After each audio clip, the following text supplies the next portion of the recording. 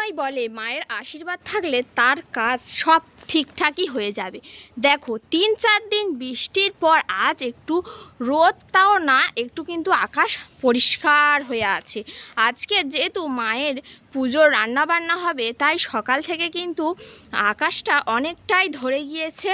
আর এখানে দেখো আমাদের সত্যি খুব ভয় হচ্ছিল, যেহেতু আমাদের রান্না পুজো আছে।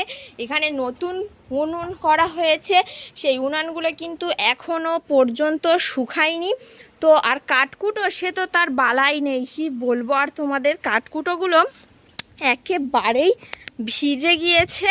তো যে 3-4 দিন আগে যখন রোদে দিচ্ছিলাম ভাবছিলাম যে রোদ তো হবে তুলে নেবো, বাট এখানে দেখতে পাচ্ছ কাঠগুলো না একদম ভিজে গিয়েছে। খুলতেও ভয় লাগে, যে পরিমাণ বৃষ্টি হচ্ছে এগুলো খুলতেও কিন্তু বেশ ভয় লাগে। তো অনেকটা কিন্তু শুকনো আছে, না পুরোটাই ভিজে